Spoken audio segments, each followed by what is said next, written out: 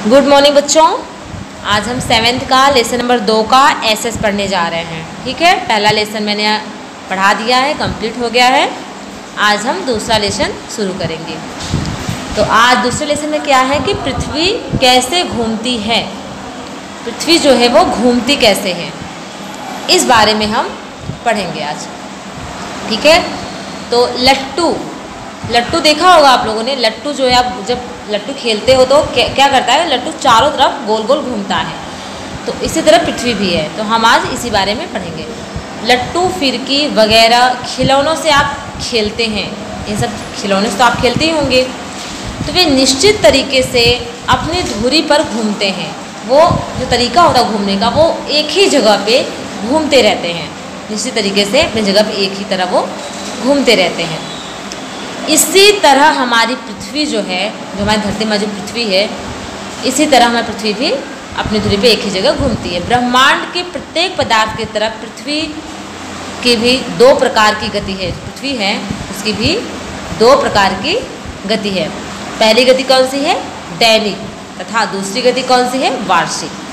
पृथ्वी अपनी धुरी पर घूमती है और सूर्य के आसपास भी घूमती है। जो सूर्य है वो सूर्य के आसपास भी घूमती है। सूर्य, चंद्र तथा पृथ्वी तथा सभी जो आकाश में पिंड विराजमान है ब्रह्मांड में गतिमान है। पृथ्वी तथा सभी अवकाशीय पिंड ब्रह्मांड में गतिमान है। आप मेले में से चकडोल देखते होंगे। आप मेला जब जाते हो तो वहाँ पे चकडोल झूला गोला वाला होता है, उसमें बैठे हैं कभी?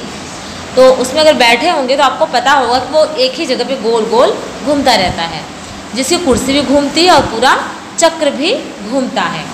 देखो, पृथ्वी की गति, परिभ्रमण और परिक्रमण। तो परिभ्रमण क्या होता है, हम परिभ्रमण के बारे में आपको बता रहे हैं। परिभ्रमण मतलब होता है चारों ओर घूमना, किसी चीज़ के चारों ओर घूमना परिभ्रमण।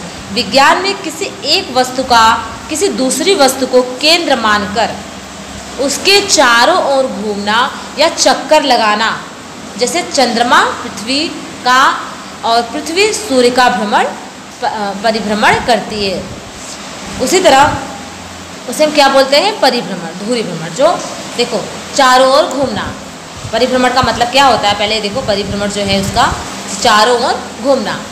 विज्ञान में किसी एक वस्तु का किसी दूसरी वस्तु को केंद्र मानकर, कोई एक वस्तु है, विज्ञान में क्या बोलते हैं, कोई एक वस्तु, तो उसके चारों तरफ जब वो उसी को केंद्र मानकर गोल गोल घूमा जाता है, तो केंद्र मानकर उसके चारों ओर घूमना या फिर चक्कर लगाना, घूमना या फिर चक्कर लगाते हैं।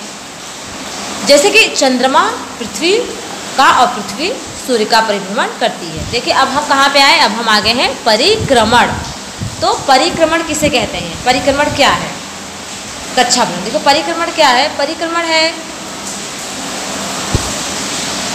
देखिए परिक्रमण या परिक्रमण होता क्या है, जब कोई वस्तु होती है वो किसी अन्य वस्तु को केंद्र मानकर उसके चारों और वर्ताकार पथ में चक्कर लगाती है, तो उसे हम, इस चक्कर को लगाने की जो क्रिया होती है उसे हम परिक्रमण कहते हैं। परिक्रमण किसे कहते हैं, जब कोई वस्तु किसी अन्य वस्तु को, कोई वस्तु है और वो किसी अन्य वस्तु को अपना केंद्र बना लेती है, तो उस वस्तु के चारों तरफ वो चक्कर लगाती है। चारों तरफ क्या करती है, उस वस्तु के चक्कर लगाती है। तो इस चक्कर के लगाने की जो प्रक्रिया होती है हम उसी को परिक्रमण कहते हैं, परिक्रमण कहा जाता है। परिक्रमण पूरी करने में जितना समय लगता है उसे हम परिक्रमण काल कहते हैं। क्या कहते हैं हम उसको, परिक्रमण काल। तो मैंने आपको परिभ्रमण के बारे में बताया और परिक्रमण के बारे में बताया। तो अभी आप क्या पढ़ेंगे, अभी आप पढ़ेंगे मेला में घूमता चकडोल। अगर आपको प्रैक्टिकली करना है तो आप इसे ट्राई ज़रूर करिएगा एक बार, कि आपका विद्यालय है, अपने विद्यालय में आप एक खंभा, मतलब कोई ऐसा, देखिए यहाँ पे बताया गया है, ऐसा खंभा गाड़ कर सारणी में आवश्यक जानकारी दीजिए। देखिए पूरब की साइड से जाते हुए पश्चिम तक समद्वारा परछाई का मापन आपको करना है कि किस टाइम पे आपकी परछाई जो है कितना है। देखिए यहाँ पे मैं भी आपको बता रही हूँ। देखिए बच्चों, यहाँ पे प्रैक्टिकली दिया गया है कि विद्यालय पहुँचते हैं, आप विषय बनाइए, विषय, टाइम, जो समय है आपका, और यहाँ पे दिशा, किस दिशा में आपने ये करना है, और खंबे की परछाई की लंबाई जो है वो। तो यहाँ पे देखिए बच्चों, जो विद्यालय पहुंचते हैं आप, तो विद्यालय पहुंचते समय आप यहाँ पे घंटा मिनट ऐसे सारणी बनाएंगे और सारणी बनाने के बाद आप विद्यालय पहुँचे। आप उस टाइम पे जब आपने वहाँ पे खंभा गाड़ा है तो वहाँ पे खड़े होके किस दिशा में आप खड़े हैं वो यहाँ आपको बनाना लिखना है। फिर आपकी जो परछाई है वो कितने फुट है और कितने इंच, वो आपको अपनी नोटबुक पे सारणी बनानी है। फिर छोटी जो विश्रांति के समय आपका जो छोटा लंच टाइम होता है, फिर बड़ा होता है, तो छोटे टाइम आप बाहर निकले तो आपको एक बार फिर देख लेना है कि आपने कितने इस समय में आपका जो घंटा मिनट यहाँ पे लिखना है। फिर यहाँ पे दिशा लिखनी है। यहाँ पे छोटी विश्रांति के टाइम पे आप कितने फुट और कितने इंच की परछाई आपकी दिख रही है।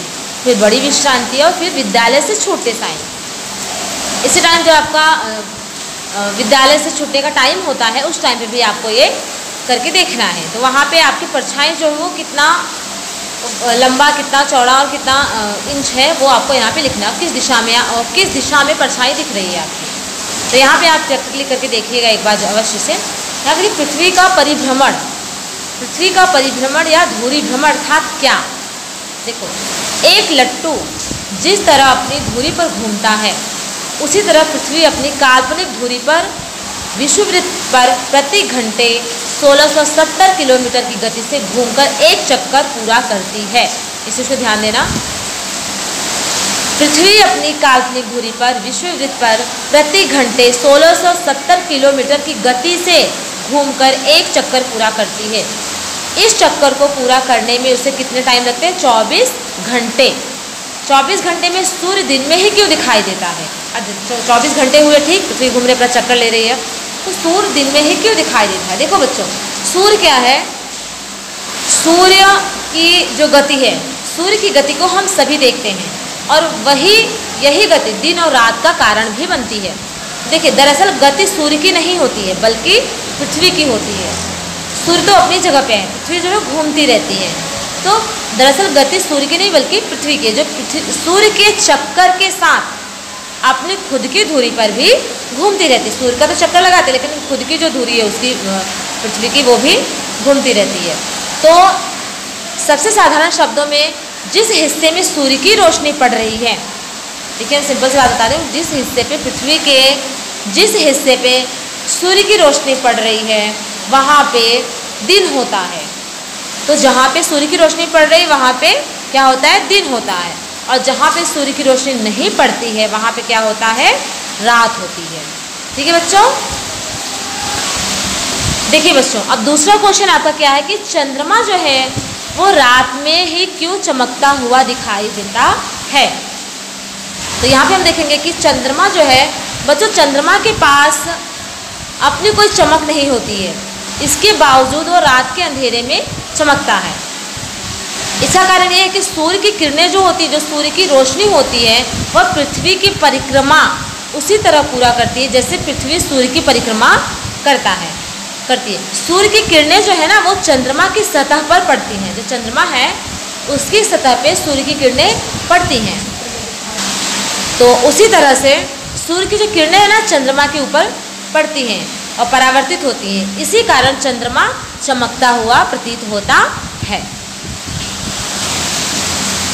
देखिए बच्चों, अब तीसरा क्या था इसमें, दिन और रात क्यों होते हैं। आपके मन में भी ऐसे कई प्रश्न उठते होंगे। तो एग्जाम्पल तो यहाँ पे आपको दिया गया है, लेकिन फिर मैं बता रही हूँ दिन रात क्यों होते हैं। तो सूर्य की गति को हम सभी देखते हैं। जब सूर्य की गति होती है, चलती है, तो हम तो उसको देख ही रहे हैं। यदि गति जो है दिन और रात का कारण बनती है, यही गति जो सूर्य की है वो दिन और रात का कारण बनती है। दरअसल गति सूर्य की नहीं बल्कि पृथ्वी की होती है। सूर्य नहीं चलता है बल्कि गति किसकी होती है? पृथ्वी की होती है, पृथ्वी चलती है।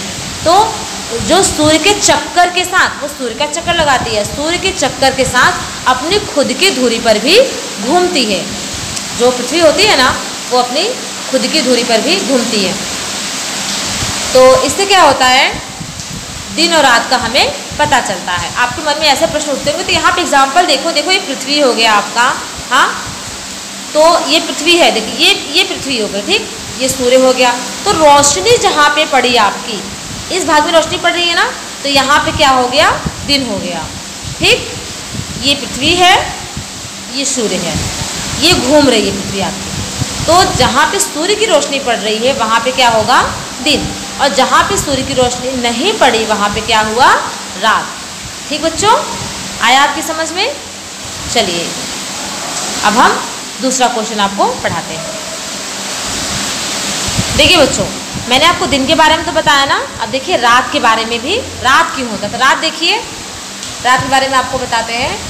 पृथ्वी के लिए बच्चों रात वाला टॉपिक बाकी रह रहे तो इसे पूरा करवा देते हैं। देखिए कि रात क्यों होते हैं, आपके मन में क्वेश्चन आते होंगे ऐसे। तो पृथ्वी के लिए एक घूर्णन को पूरा करने में 24 घंटे या एक दिन लगते हैं। 24 घंटे को आप एक दिन कहते हैं ना। तो पृथ्वी सूर्य के चारों ओर घूमती है और अपनी धुरी पर ही घूमती है, जिस वजह पर हम 24 घंटे में से लगभग 12 घंटे सूर्य के सामने होते हैं। 24 घंटे होते हैं ना, 12 घंटे दिन और 12 घंटे रात, तो 12 घंटे किसके सामने होते हैं, सूर्य के सामने होते हैं, और शेष घंटे जो होते हैं वो सूर्य के पीछे। तो जब हमें सूर्य नहीं दिखाई देता है तो क्या होता है, हम उसे क्या बोलते हैं, रात। ठीक है, तो सूर्य हमें नहीं दिखाई देता है तो हम इसे रात कहते हैं। जैसे कि यहाँ पे देखिए बच्चों, सूर्य है तो यहाँ पे दिन, और सूर्य के पीछे का जो भाग है वो हो गया रात। हो मैं आशा करती हूँ आपको ये टॉपिक बहुत अच्छे से समझ में आ गया होगा। चलिए बच्चों।